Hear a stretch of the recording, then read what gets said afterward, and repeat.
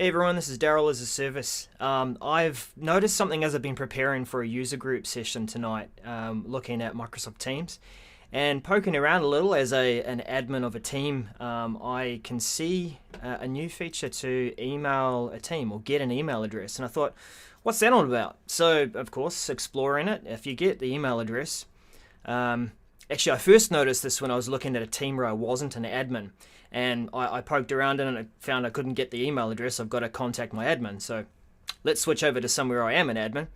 Here we go. We've got an email address, and of course I'll change it or remove it later on, of course, because I don't want to share this with the world. But we have an email address that is specific to the channel within the team. If you see, my team is the Webster Tech team within my tenant. I have a channel called Social Media, and this has created an email address which is unique to this channel. So I will copy that, but I just want to go into advanced settings and show you a few things that I've discovered and some suggestions about what to change in here. If you have allowing anyone to email this, then of course people are going to email it immediately. So while I'm doing this, I'm going to just change this and save it now. I only want to be able to have my team members email this channel.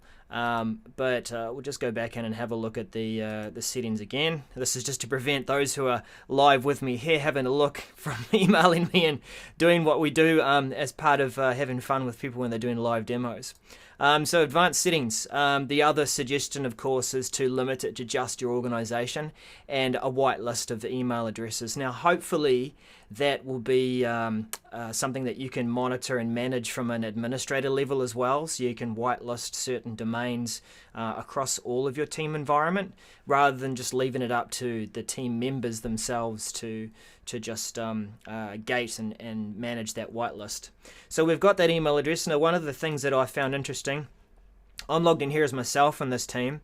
I'm also logged in over here as another team member, Matt Stafford, and I'm going to go into his email address and, or rather his inbox, and we'll just paste in that email address. We'll say bit of a subject, emailing a channel. And what I did find interesting was by adding a file, let's grab one from demo documents. Should always have a good demo documents folder for doing things like this. Actually, let's pick something a little smaller. Go on to computer again. The bug list. Alright, so I'm going to attach this as a traditional copy rather than an uploaded attachment to OneDrive. But the effect is that if you send this through, that if it was a OneDrive attachment or modern attachment, you're going to get that link. So I will test it a bit later, but just what I have tested so far is attach as a copy. And I found this interesting, so if I just drop in a message, we will see that this email eventually lands in the channel. So let's have a look here. It's going to appear as a new message, and because it's got an attachment, there might be a slight delay, which is why I chose a small attachment. I did choose the general channel, didn't I? No, I did social media. Let me go back to my team. Might have just broken my demo already, because Matt is not a member of the Webster Tech team.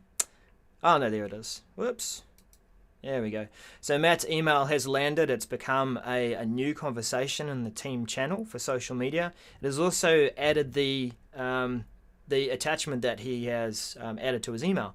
So it means that we can continue this conversation around the attachment. We could click through and we could start to co-author the content. Probably better to work with a Word document. I don't think co-authoring works so well at the moment with oh no, it does within the online experience. So you can co-author that content. You can go back here and open up your conversation and have it alongside your content. But we're starting to see there a way of connecting the email experience to the experience within Teams and bringing content in. Now, one thing that I think will need some improvement here is that I did fire through in my testing quite a lengthy support ticket, and I just wanted to see what that looked like.